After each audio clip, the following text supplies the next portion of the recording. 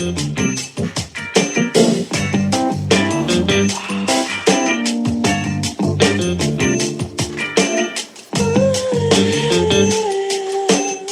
everybody, it's Professor Khalil Amani, and this is Khalil Amani's World 100. Made me cough. Anyway, I'm doing content. We're doing content. We're doing baby steps, but we're doing content. I want to talk about the Passover, since this is a Passover. You know, the Jewish Passover, the Hebrew Passover, the Israelite Passover. What the modern Jews today practice, the Passover. Shout out to my Jewish brothers and sisters. This is no slight against your faith, your customs, traditions, and festivals. For every nation on earth has festivals and high holy days.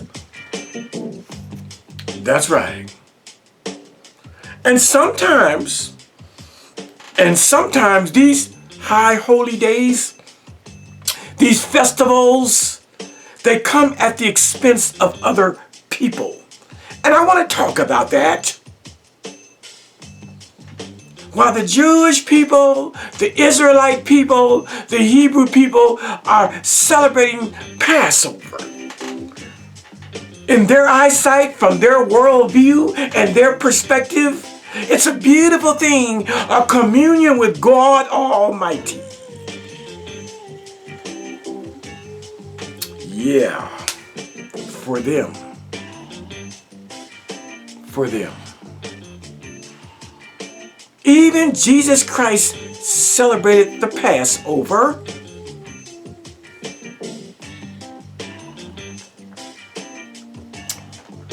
But when you talk about the African mindset, when you talk about being woke and conscious, when you represent Africa as I do,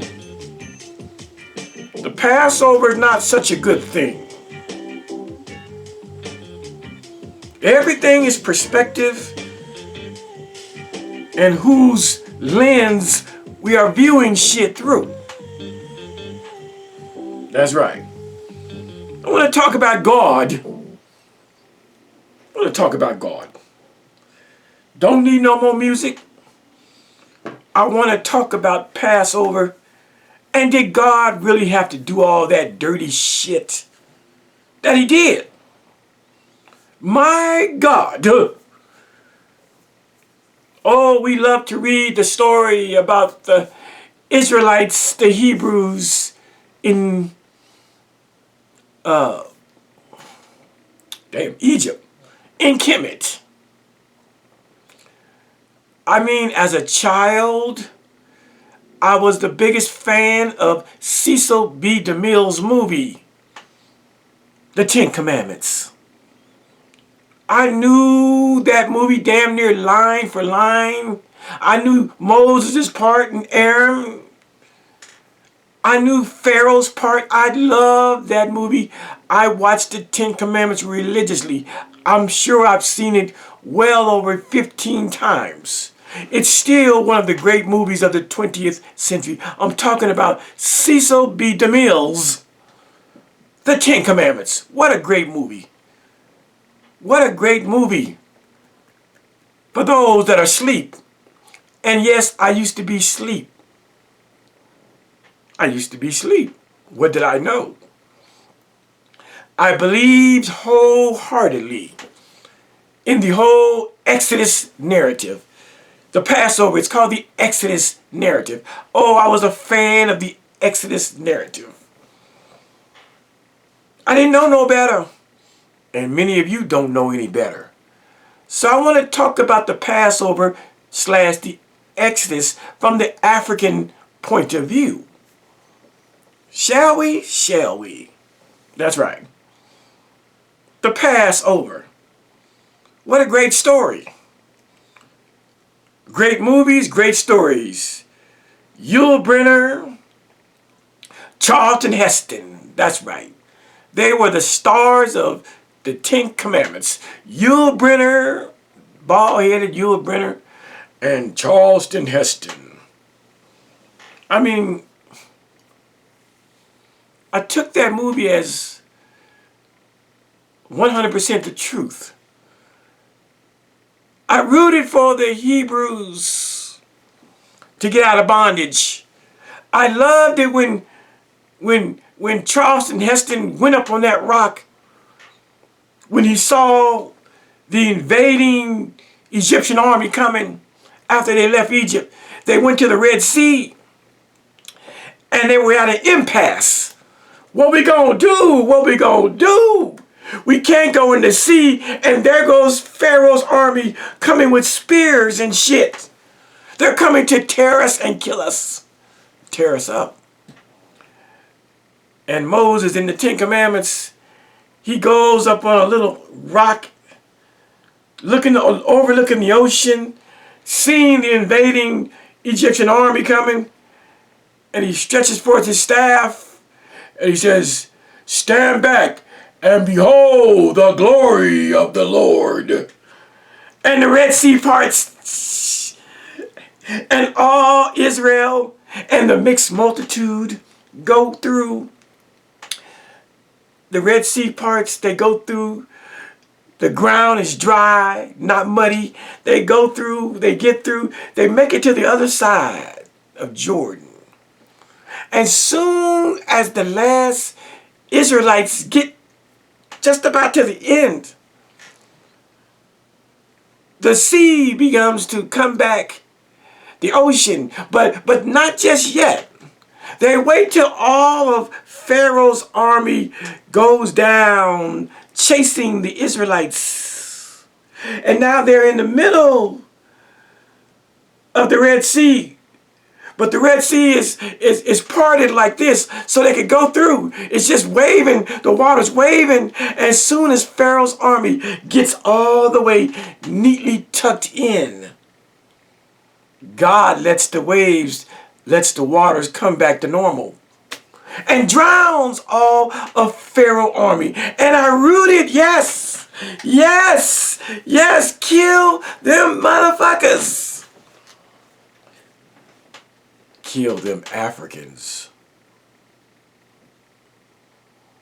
You see how brainwashed we are?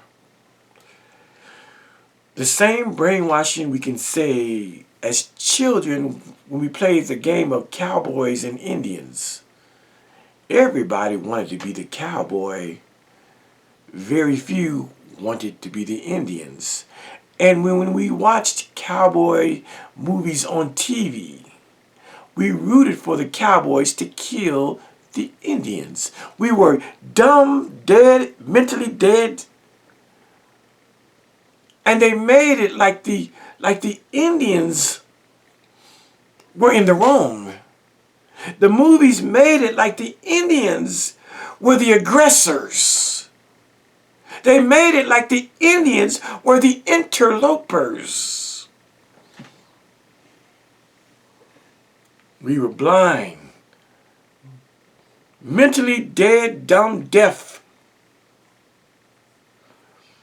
not knowing that the cowboys were the interlopers, that the cowboys were the aggressors, that the cowboys had a whole pogrom. A pogrom is a systematic annihilation of a people. And they were systematically annihilating the native or indigenous inhabitants of the Americas, what we called as kids Indians. We didn't know no better. We didn't know no better. And so we watched cowboy movies, and we rooted for the cowboys to kill the Indians. And every now and then, one of the cowboy movies, they would say, the Indians, they took so-and-so and they scalped him, or they scalped her, took his wig off, took a knife and cut his hair out. And we said, ooh, those barbarians, those nasty, mean people. Yeah, cowboys, go kill them.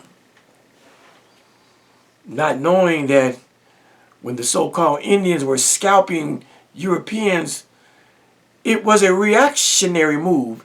It was a retaliatory move against the European for the stuff they had been doing to the Native Americans. Yeah. And so we got it all wrong. And there's a saying that history is written by the victor. And since the white man conquered America, he writes history the way he wants to present it. And have you and me looking at the Indians like they were the aggressors when people came to their land and stole their land. Similarly,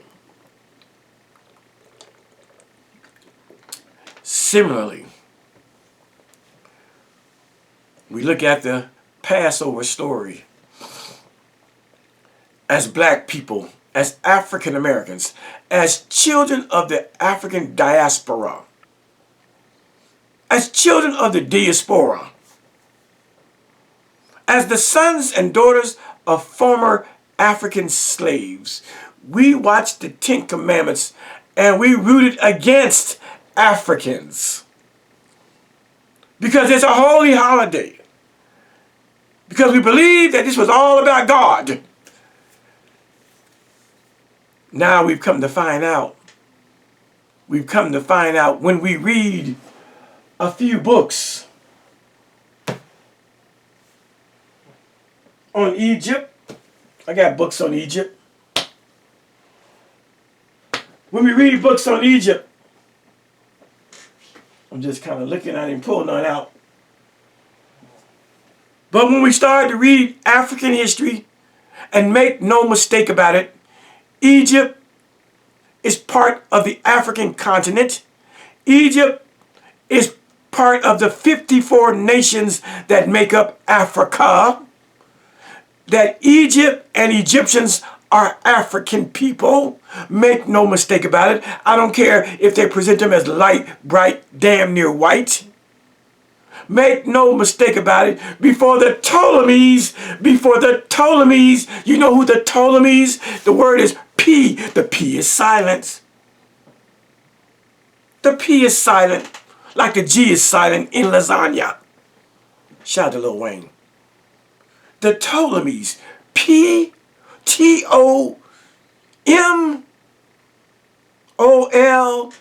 However, Ptolemies or Ptolemy. P-T-O-L-E-M-Y.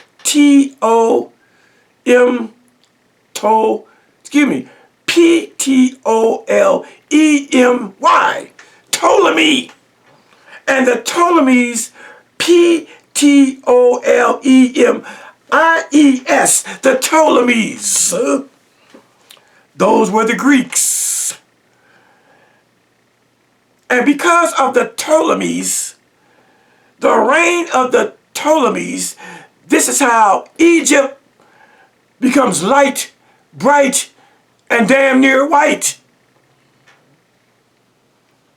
But for 25 dynasties and even more,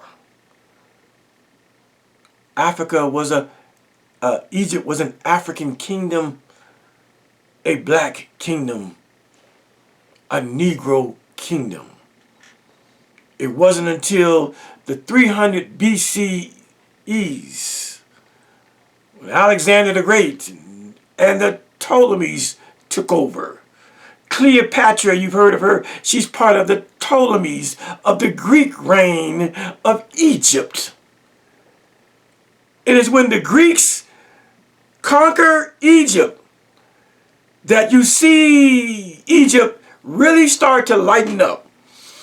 Not that they weren't light, they always had different hues and skin tones in Egypt. But once the Ptolemies invaded in 330 or so BCE, it would forever change the shape of Egypt. So much so that there are Egyptians today who think they aren't African. We get it. We know why you think that. There are black people today that think Egypt is not Africa and think that Egyptians are not African. got a couple Egyptian friends that are as dark as me, and they will tell you in a minute. They are Egyptian, they are African. I work with one. Anyway, as children, when we heard about the Ten Commandments, when we heard about the Passover, when we heard all this stuff coming from the Bible that we believed in, we didn't think anything or any connection with those people known as the Egyptians. As a matter of fact, many of us as African Americans, we still don't see Egypt as part of Africa. We just don't. And you can chalk it up and you can blame European education as to why Egypt seems to be other than Africa. I remember growing up, I knew that Egypt was in Africa, but even I did not look at Egypt as Africa. And that's by design. This is the way the white man and his education created it. Because Egypt has too many mysteries to have had any African application. Egypt's society was so advanced that Europeans could not fathom that Egypt was connected to the greater continent of Africa. So they sought to divide it. They made mythological things like south of the Sudan, Egypt and the Sudan. You know, they tried to chop the continent up through colonialism and make you and I believe that Egypt is European and the rest of Africa, you know, you can have that. Because it's so great. The pyramids are a mystery. No African could have ever come up with that. The way the pyramids are lined up, as astronomy tells us, lined up with your Orion and Pleiades. All the stars are lined up to meet the Great Pyramid of Giza, the formations. Astrology and astronomy, it came out of Egypt. No black African had anything to do with that shit. No. It's too scientific. How did they know that that was Orion or Orion's belt? And why is Orion's belt aligned up with the pyramids? Why is Pleiades lined up with the pyramids? Why do things just seem to be absolutely lined up with the planets and the stars from Egypt? No African could ever be that smart. That's what they want us to believe. And so we get to this thing called the Passover. The Passover. The Passover, the celebration of the murder of Africans. That's what it is when you wake the fuck up. Yeah, you got Hebrew Israelites, black Hebrew Israelites. You got black Israelites celebrating the Passover. You got African Americans celebrating the Passover. You got black folk, you got African Americans celebrating the murder of Africans. You know we not woke. We not woke. We not woke. And the only reason that these so-called Hebrew Israelites and these so-called Israelites who happen to be black and African Americans, the only reason they celebrate the Passover because they think that they are actually those people. When in reality, Africans in America, black people in America, African Americans in America are more closely aligned with Egyptians than they are Israelites and Jews and Hebrews. You can't tell them that shit. And since you can't tell them that, and since we are hopelessly lost as a people here in the Western Hemisphere, as black people, we want to be everything but a nigger. We want to be everything but an African. We want to be Moors and Hebrews and Israelites and Native Americans and indigenous people. We hate an African. We hate an African. And so you got niggas celebrating the death of Africans. And they call it the Passover.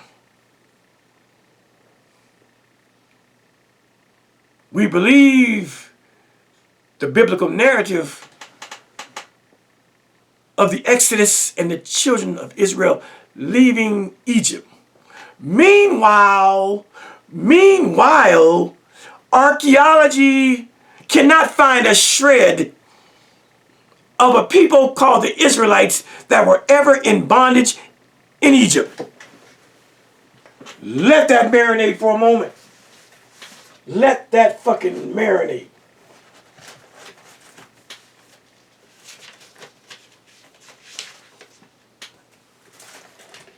I'm going to say it again. I'm going to say it again. I said, meanwhile, archaeology, you know what archaeology is? Archaeology, or an archaeologist, they study the ruins of former civilizations. They look for evidence of former civilization. They look and they excavate. And they come back and tell the world, yay or nay, that shit really happened or that shit really did not happen.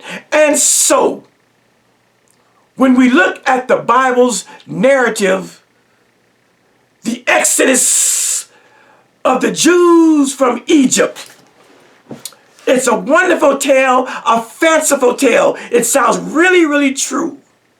But when we look at what scientists say about the narrative, when we look at what archaeology, the study of archaeology, men and women who have studied and gotten PhDs in archaeology, when we look at Egyptology, the study of Egypt,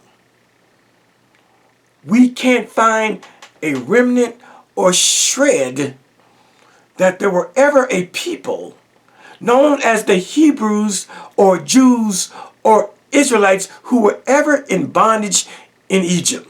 Not a motherfucking shred of evidence. Yet, we hang our coats on the biblical narrative that that's factual, and it ain't. Not only that, the alleged Red Sea, I said the alleged Red Sea that the Jews, that the Hebrews, that the Israelites crossed over, as the movie shows us. We know now it wasn't the Red Sea. It was called the Sea of Reeds. R-E-E-D-S. The Sea of Reeds. And guess what? The Sea of Reeds can be crossed over without the parting of an ocean. The Sea of Reeds is about a 3-foot march that they could have walked through and walked over to the other side. Now, I can get the books out. I can drop science. I done read this shit. I can show you better than I can tell ya. Yeah, maybe I will. I hadn't planned on it, but let's just grab a book. Let's just go to Urban and see what it says about the Sea of Reeds. I'm teaching you that you've been lied to, basically. You've been lied to. Oh, the Passover. Sea of Reeds. Let's see if we can find anything on that. I haven't checked, but let me just see. Seba, seal, sea monster, seagull. Okay, seagull, sea molten.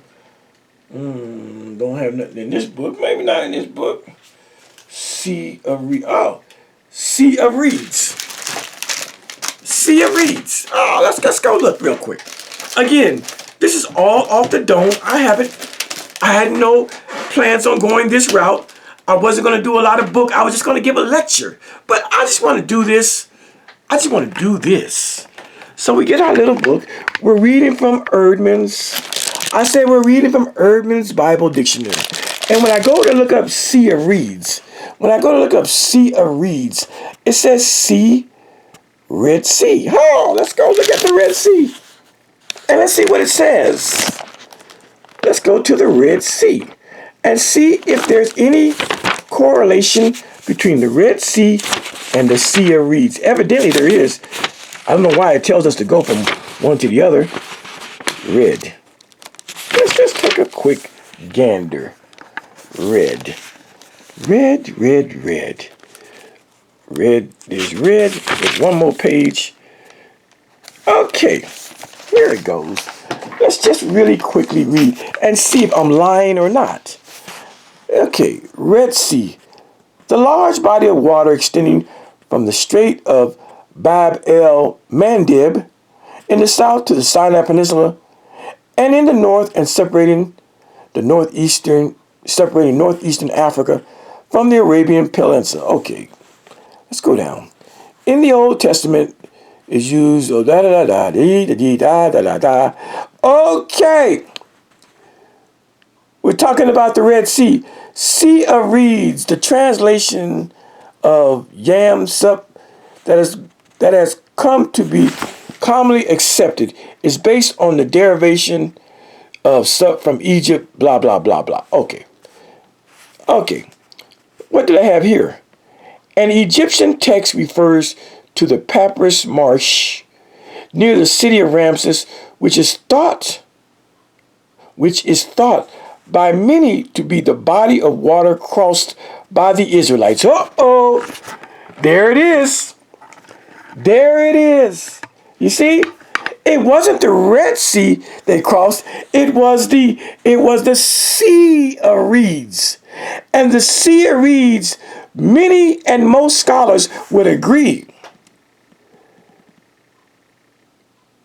They would agree. An Egyptian text refers to the Papyrus Marsh.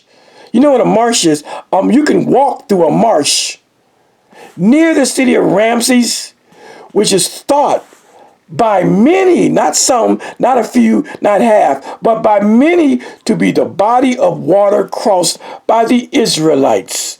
Well.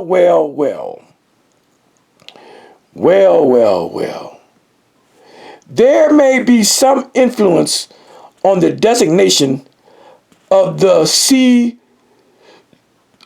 of the Exodus from the possible use of these words in descriptions of primeval sea and God's triumph. Okay, it just goes on.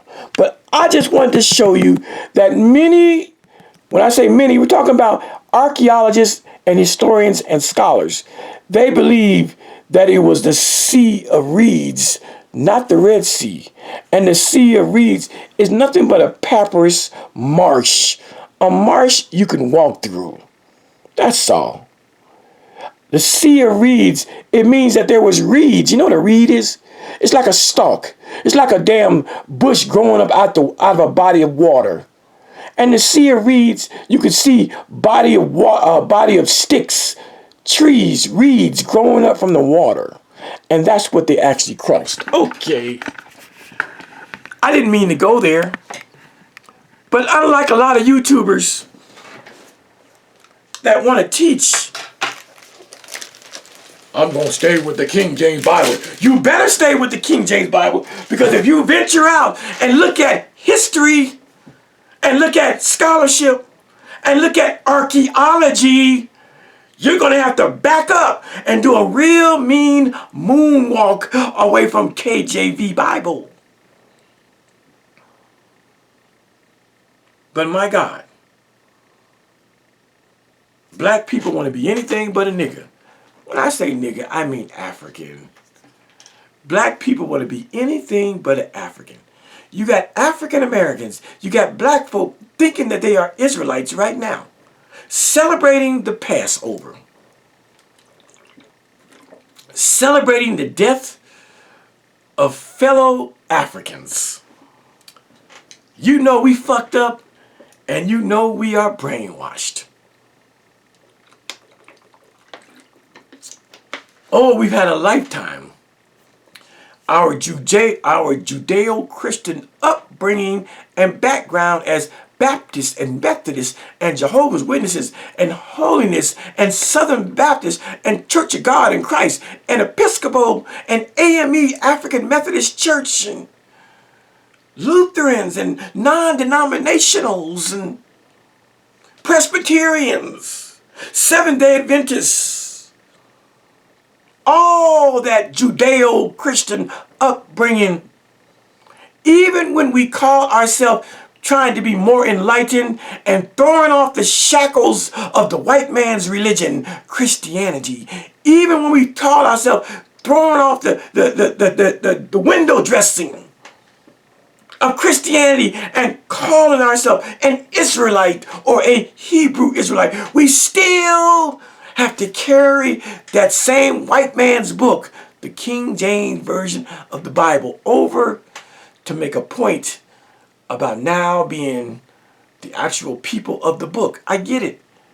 I was once a Hebrew Israelite. I get it. The stories in the Old Testament, the Exodus, it sounds eerily similar to what happened to African Americans. I get it. There's a correlation between what happened to the ancient Hebrews and what happened to Africans who were brought to America. That's why people like Marcus Garvey was called the Black Moses, even though Moses was black, so why would you have to call him black? They called Garvey the Black Moses because the thinking was that Moses was not black. Even though if he wasn't black, he showed like him some black poontang.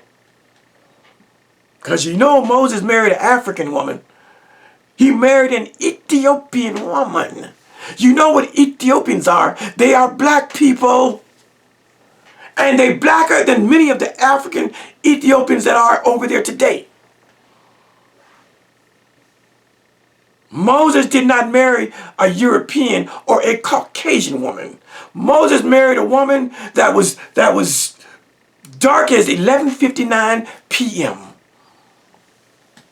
Moses married a nappy-headed, with a nappy dugout between her thighs, African woman with beady beads on her neck. That's who Moses married. That's what attracted Moses. That's what made Moses' loins rise.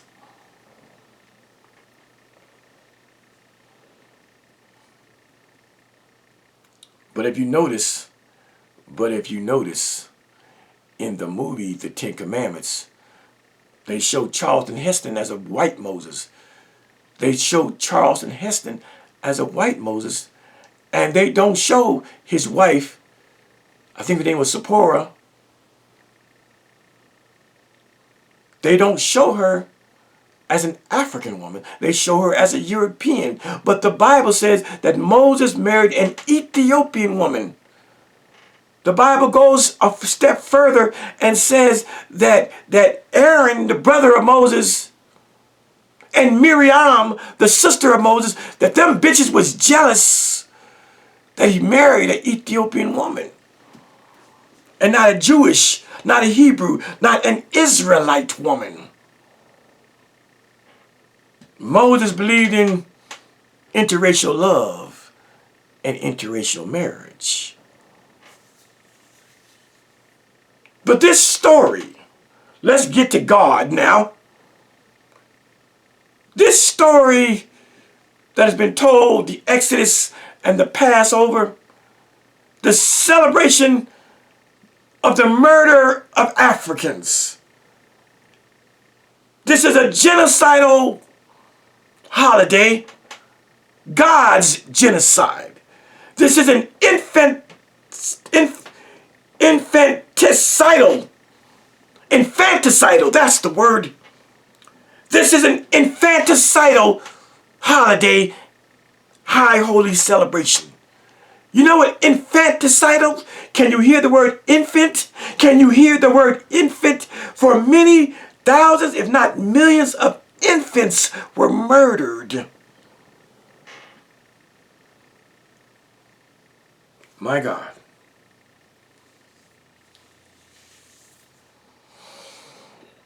And here's the fucked up thing about God.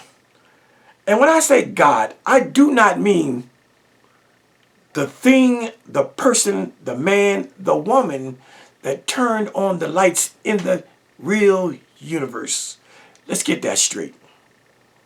I am not talking about that which sparked life in the universe. Not that person. Not that entity. I'm talking about the guy that they have written that he's the God in the Bible. I don't believe in that one. Make distinctions before you go out there and make a video saying, I don't believe in God. No, I don't believe in the God of the Bible. I believe that there's a great possibility. I don't know for sure, but I believe in that there's a great possibility that something sparked, something turned the lights on in the universe by way of a Big Bang theory or whatever. Whatever. But this entity in the Bible, known as Jehovah and Yahweh, nah, he's a motherfucking liar.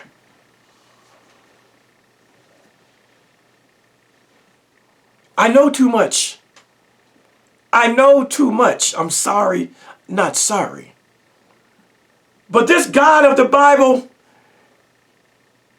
nobody in the Bible has murdered more people than the God of the Bible. You niggas like to talk about Satan, the devil, Lucifer, the great dragon, that old serpent in Revelations 12 and 9. You love to talk about Satan, the devil, and how bad he is. But I gotta tell you, God's body count far exceeds anything that the devil ever did on earth. Let that marinate.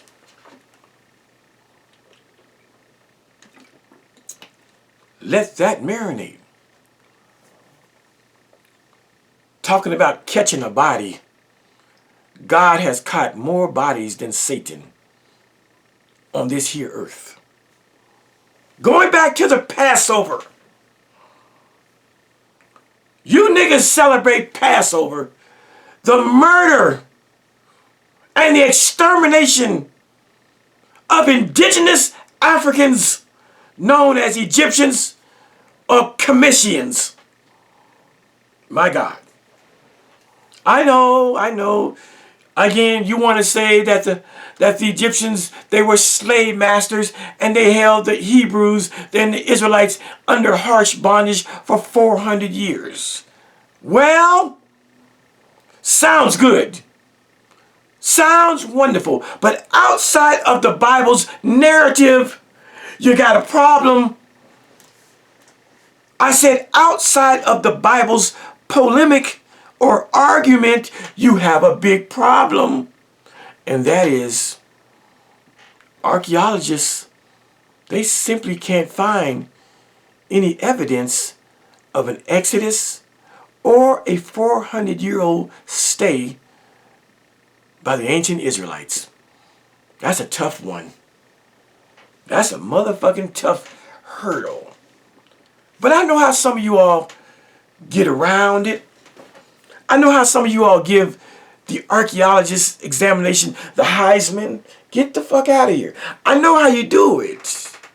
You say it's the white man's science. You say you don't believe in his digs and his excavations. You say he's hiding shit.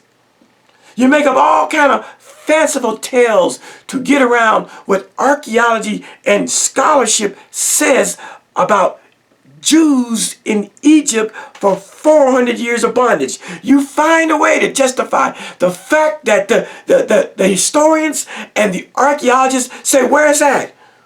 We can't find it. Not a motherfucking sandal of the ancient Israelites can be found. Not a Torah. Not a goddamn Hebrew foreskin off of a dead Israelite man. Not a bloody skin from the sheets of a virgin daughter of Israel can be found. Not the rotting bones of lamb.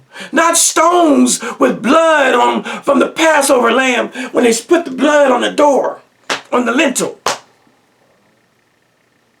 Not any of the Hebrew fabric and tapestry that they wore can be found.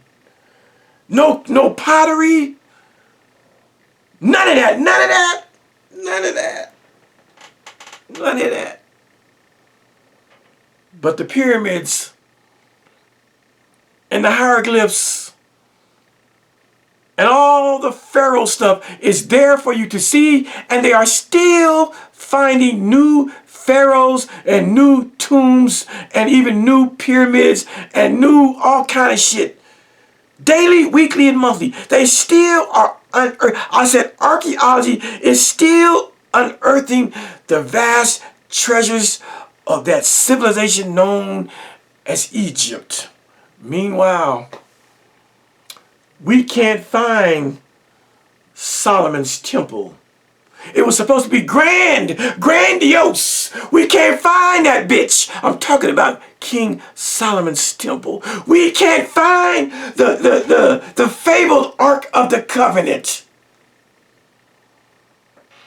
But if you let the Ethiopians tell it, let me find the book. Let me find the book. The sign and the seal. Oh, there it is. There it is. See, I'm a reader. But if we let the Ethiopians tell it, they tell us that the famed and fabled Ark of the Covenant, the relic of you so-called Hebrew Israelites, the relic, the most holy relic of your Israelites, they say is in Africa. It's in Ethiopia. It's down in Axum. That the holy relic, the most holy and precious relic in Jewish history, is in the hands of Africans. Make that make sense.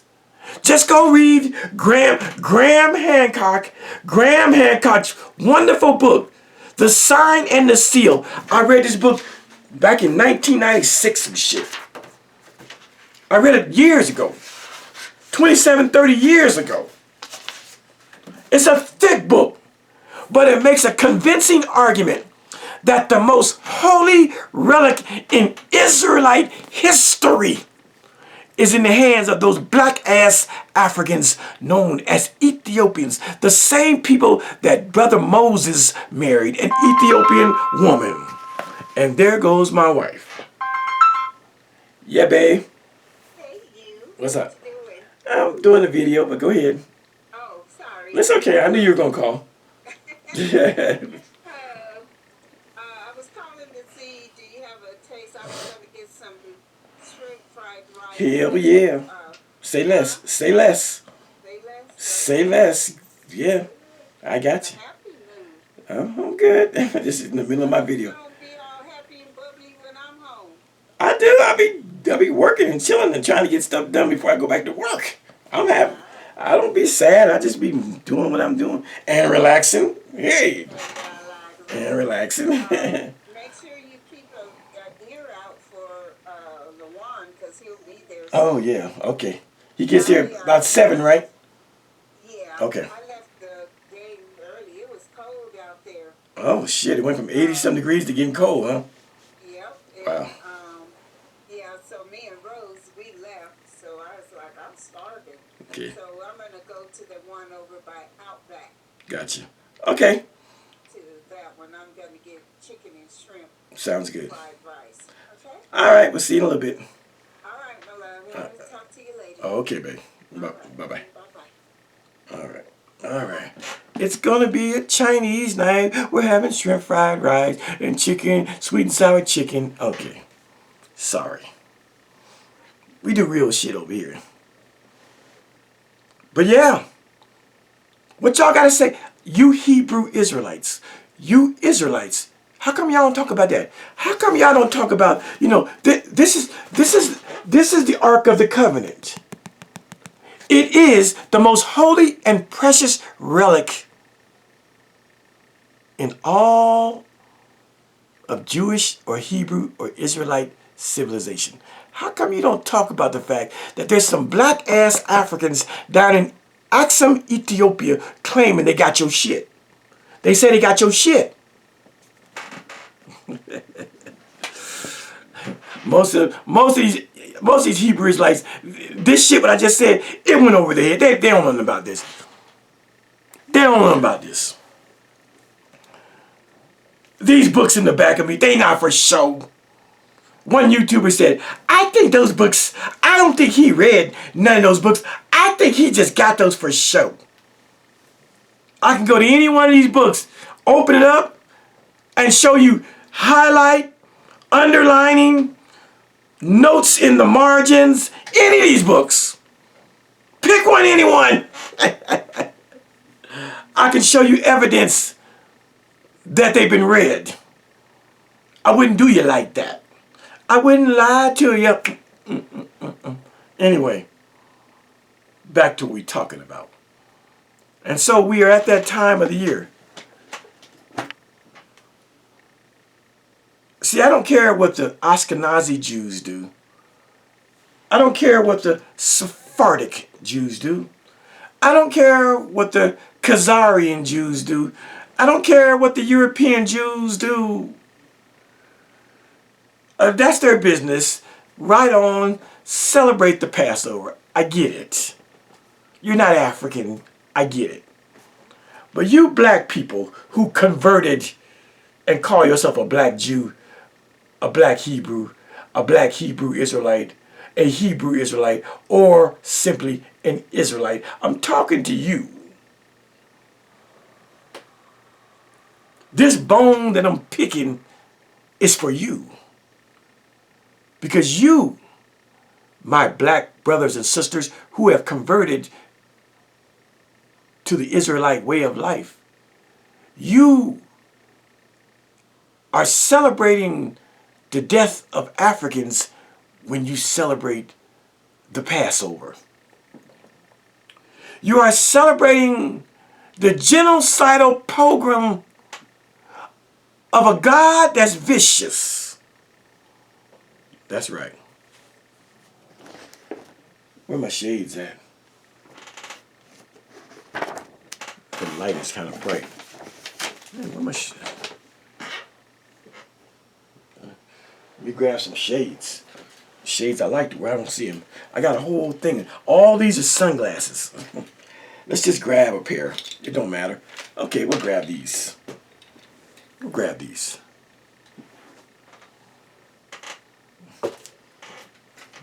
We'll grab these. Let's see what. No. I'm gonna get my Black Panther on. I'm gonna grab these. Let's grab these. While I talk about your God,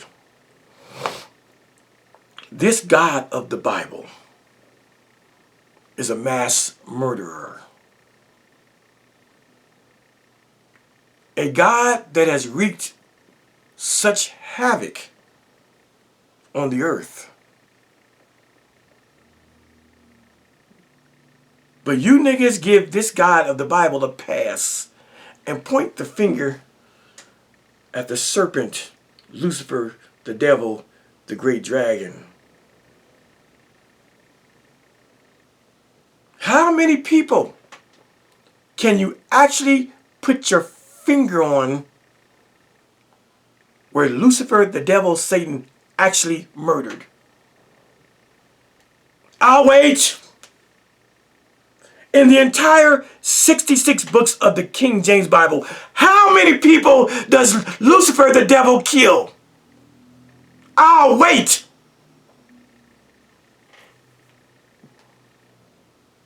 You can count them on one hand if the truth be told. You see how fucked up and backwards we are? The narrative that the serpent, the devil, Lucifer, the great dragon is the evil one. Where is the evil at? Who has he destroyed? How many thousands or millions of people has the devil murdered? I want to answer, goddammit. But this God of the Bible, he murdered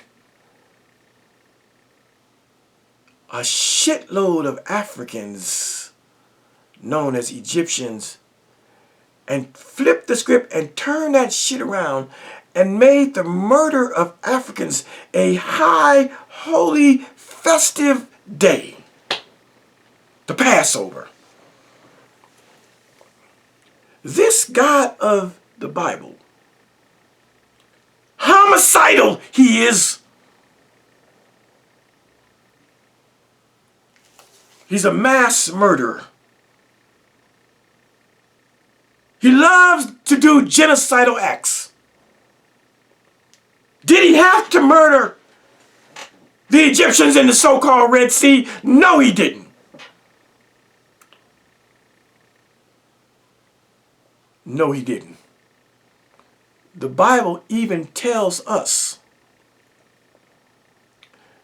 that the God of the universe, as you all believe he is, that he got into the mind of Pharaoh and hardened Pharaoh's heart. The goddamn Pharaoh didn't even have a choice.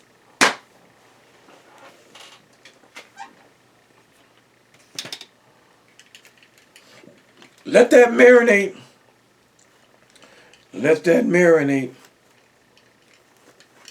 I said the goddamn Pharaoh didn't even have a choice in the matter. How fair is that? I said the goddamn Pharaoh did not have a choice in the matter. That God Almighty, the Bible tells us, went inside of Pharaoh of Ramses' medulla oblongata, his frontal cortex, frontal lobe, his cerebrum, and his cerebellum. Went into Pharaoh Ramses' gray matter and changed Pharaoh's heart. Let's read that shit. How fair is that? How fair is that? Exodus, the 4th chapter. Exodus chapter 4. Look at the God in the Bible. Verse 21. And the Lord said unto Moses, when thou goest to return into Egypt, see that thou do all those wonders before Pharaoh, which I have put in thine heart. But I will harden Pharaoh's heart, that he shall not let the people go. Got it? Poor Pharaoh doesn't have a chance. It is God that hardens Pharaoh's heart, that the Pharaoh shall not let the Hebrew people go. Jesus Christ. Talk about a God of chicanery. Talk about a God of tricknology.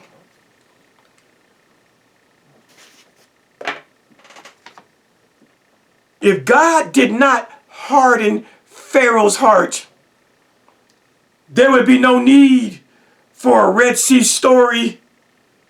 There would be no need for Moses go, let my people go. Moses would have went to Pharaoh and said, all right, we've been here 400 years. We out here. And Pharaoh, if his heart wasn't hardened, would have said, oh, okay, thank you for your service in Egypt. Deuces. I see you when I see you. It would have been A and E time. Did you hear what I said? I said it would have been A, the letter A, and E, the letter E. It would have been A and E time. And that don't mean A&E, the channel on TV. No. A&E for arts and entertainment, the channel on TV. No, not that A&E time. It would have been A and E time. You know what A and E time is? Which means that the last thing that the Egyptians and Ramses the Pharaoh was going to see, the last thing they want to see when the Hebrews departed, the last thing they were going to see is A and E. Asses and elbows walking the fuck out of the land of Egypt. That's all they're going to see is asses and elbows. Asses and elbows. That's all they're going to see when the children of Israel said, we gone. They're going to see the asses and the elbows walking up out of the land of Goshen, out of the land of Egypt. But no. This God was in a pissing contest with a mere mortal man. This God of the Bible was in a dick swinging contest with a mere mortal man. I'm going to go and intervene in the affairs of men, and I'm going to harden Pharaoh's heart so I can flex later on. Talking about a motherfucking ego. Don't you niggas ever call me egotistical when I talk about being on 6 national TV shows and have written 6 motherfucking books. Don't you call me ego now one another time. Because here's a God.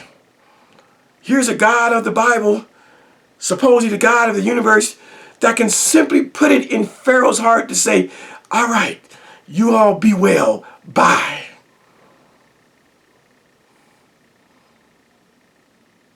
If God can harden, if this God can harden, can fix Pharaoh's heart to be an asshole and to not let the Hebrew people go, if he can do that, he can do the opposite. He can fix Pharaoh's heart to say, deuces, Avita hasta luego, bye-bye, arrivederci, toodaloo. But no, this God that created the sun, moon, stars, this God that created a billion infinitesimal infinity planets, this God that has created solar systems and realms known and unknown, seen and unseen, this God who has no boundaries, has no beginning and no end. Is he that fucking bored that he would intervene in the affairs of his creation and tap into one single human being called Pharaoh or Ramses and fix his mind? This is the motherfucker that did all that shit that's out there. We are to believe that which is out there, that turned the lights on in the universe, was that fucking bored with ruling the celestial realm, that he was out here fucking with us. You can't make this shit up. That's why the God that I believe in is greater than our fairy tale stories.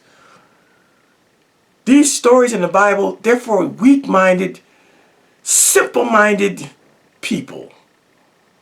When you look and when you have a little, I could never understand that which created everything. I could never. But one thing I do understand is that he's greater than fucking with human affairs. I just believe that. I just believe that the God, the real God, is greater than fucking with human affairs.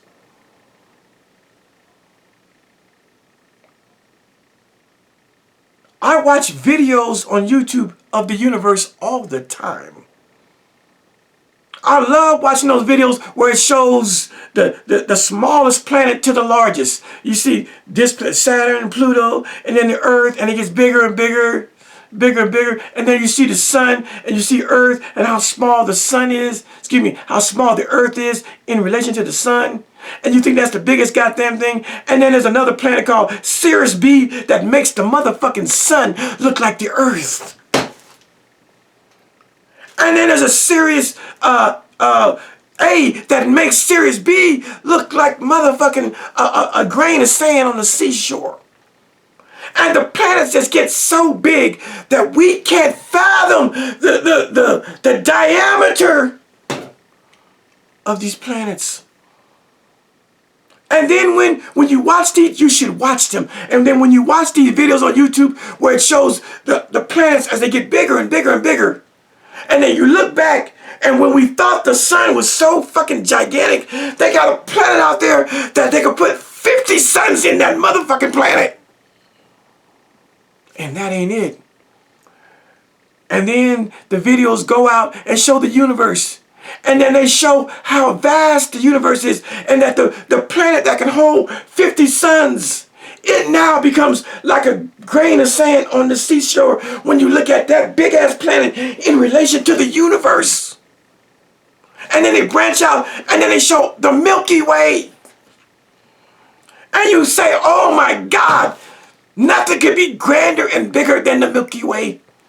And then they go out further and they make the Milky Way look like a grain of sand on the motherfucking seashore.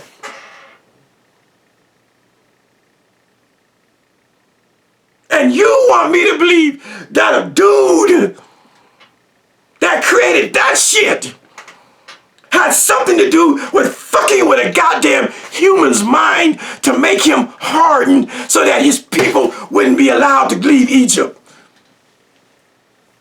Sorry, I can't believe that shit no more. Just by watching you, if I didn't read a motherfucking book, but just by watching YouTube videos of our known universe in relationship to the unknown universe, how the vastness, I can't believe that there's a being out there that wants to fuck with a nigga named Ramses. I can't believe it. And so this same God that we read in Exodus 4 and 21, that would harden Pharaoh's heart so that he would not let the children of Israel go. That's a petty ass God. That's a fucking petty ass God. And the only reason that this so-called God is hardening Pharaoh's heart is so that this God can show how great he is. So this God can flex, that this God can do his egomaniacal things. He's a megalomaniac. I said the only reason that this so-called God hardens Pharaoh's heart is to flex. It's to show that he's greater than a motherfucking man. What kind of egotistical bastard who calls himself a god swings dicks with his creation? It was a dick swinging contest between the God of the universe and a fucking mere mortal man named Ramses II, Pharaoh of Egypt. I'm quite sure if Pharaoh Ramses has an 8-inch cock, God can double that shit and have a 16-inch cock. I'm giving you human anatomy illusions that you can understand. I'm not being gratuitous with the sexual organ stuff. I'm giving you metaphors you can understand. If Pharaoh's dick is 8 inches, imagine how big God's dick is. But this God, we are told in this so-called Bible, wants to have a sword fighting contest, a dick swinging contest with a mere mortal man. I'm going to harden Pharaoh's heart so I can show how good I am, how fucking great I am. It doesn't make sense when you are woke. It doesn't make sense. And so the God of the Bible, he turns out to be no more than a murderer. The God of the Bible is homicidal. Because those Egyptians didn't have to die in the so-called Red Sea. God could have fixed Pharaoh's heart to tell him, you people have served well and long enough. I'm going to give you some shit and let you go about your business. But the God of the Bible, as it turns out, he's petty. He's a jealous guy. And he says, the Bible, Old Testament, he says he's a jealous. I am a jealous God. What the fuck is the Creator being jealous of his creation? Who does that? All that shit you created out there, and you jealous of our little raggedy asses? That you say, God, you said in Isaiah 65 chapter, that all of our righteousness is as filthy rags. But you jealous? You jealous of filthy rags? You jealous of us, mere earthlings? Why would the God of the universe say he's a jealous God? Why would the Creator be jealous of his creation?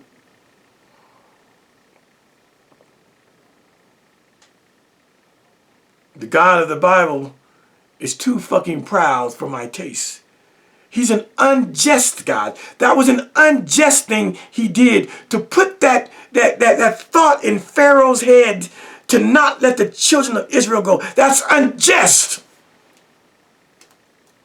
The goddamn Pharaoh didn't have a shot or a chance at redemption. That's unjust. This God of the Bible is unforgiving as fuck. He's a fucking control freak. You created all that shit out there that we can't even fathom. And you're trying to control the affairs of people on earth. Shame on you, God. Shame on you, God. And again, I ain't talking about the real God. Shame on the God of this Bible. What a control freak. You got all that shit. You got a billion and a billion and a billion, quadruple billion, a vegetillion, infinity planets that you can put other life forms on, other people on. Why you fucking with us? Why we gotta pray to you? Why we gotta remember you?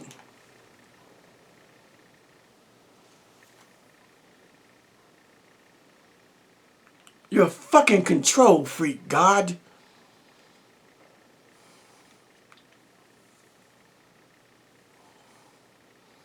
You controlled the mind of Pharaoh.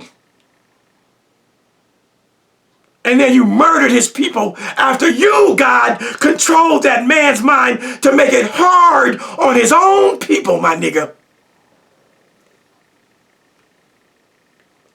God, you're vindictive as fuck, my nigga. God, you're bloodthirsty. God, you're a fucking ethnic cleanser. God, you're misogynistic. You hate women in the Bible. And you're a fucking racist. You said in Amos, the 3rd chapter, you, Israel, only have I known of all the nations of the earth. You're a racist. You call the children of Israel the royal priesthood and the chosen people. What about the other people that you created, God? Why you got favorites? I already said you're genocidal. That was an act of genocide when you allowed the Egyptian army to be swallowed up by the so-called Red Sea. That was an act of genocide. Not to mention, before that, you, God, engaged in an act of infanticide, the murder of babies.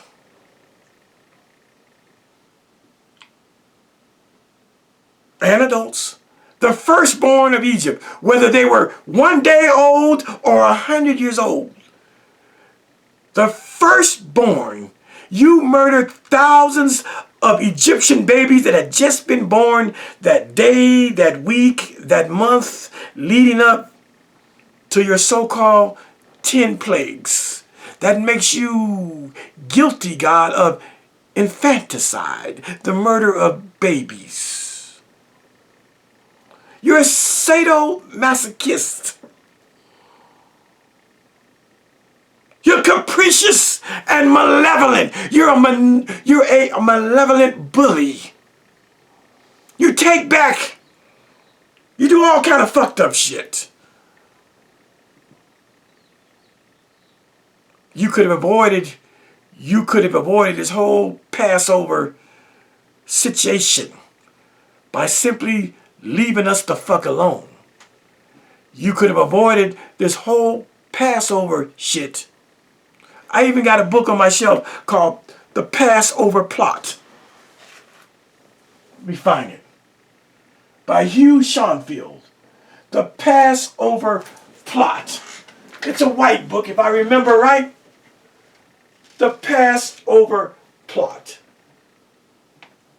Let me find it real quick. There it is.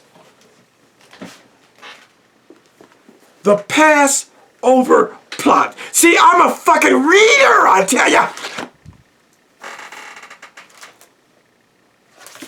And just so you know, motherfuckers be talking about my books are for show. When you open this book up, what does it say?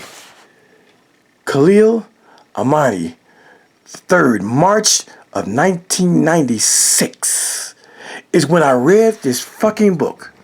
See, niggas? I said I read this book in March of 1996. And I'm sure there's all kind of stuff showing that I read this book. Underlines and all kind of shit. Whole bunch of underlines. Don't you ever challenge the veracity of the books on my shelf. Don't you ever challenge the sincerity of what I say. But the Passover Plot. That's what it was. That's what Jesus engaged in.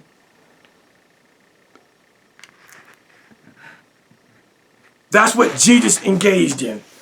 A fucking Passover plot. This book is about the Passover plot involving Jesus. But what God did back in Egypt, it was a plot. A plot to destroy African people. And niggas today, non-reading, non-knowing history, non-respecting archaeology, none of you niggas understand that the story of the Passover was simply a plot. A plot castigate Africans, to lay the blame at the feet of Africans known as Egyptians. I just wanted to make this video to put some perspective. Again, shout out to the European Jews. Do your Passover. I ain't got no issue with that. You're not my people.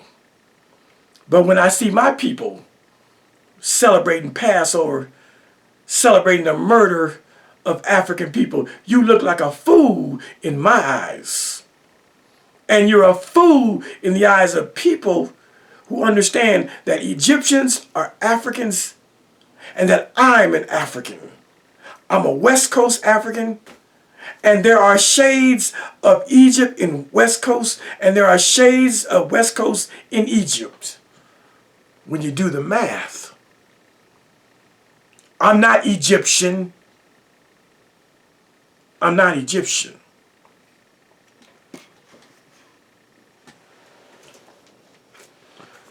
But Egypt is one of the 54 countries on the continent of Africa in which my foreparents came from.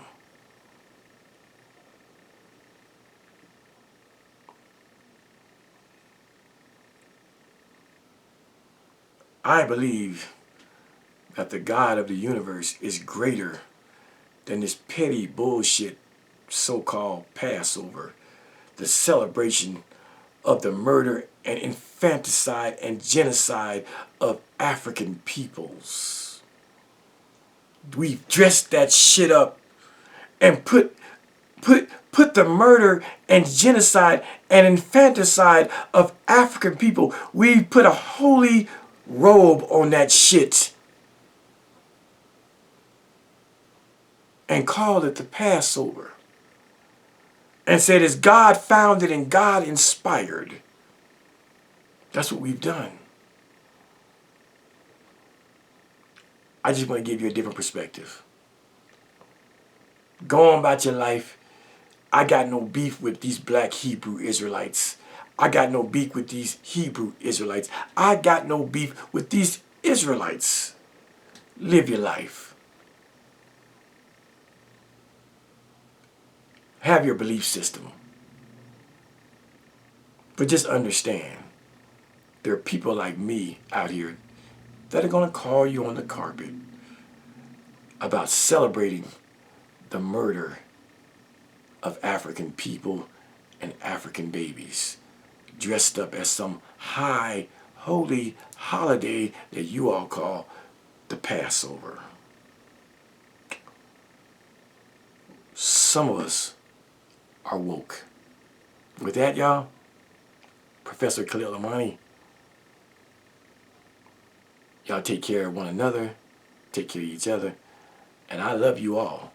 Whether you be Christian, Jew, Muslim, Native American, Israelite, I love you all. I do. And I love you for a better world. We'll see you next time. Peace.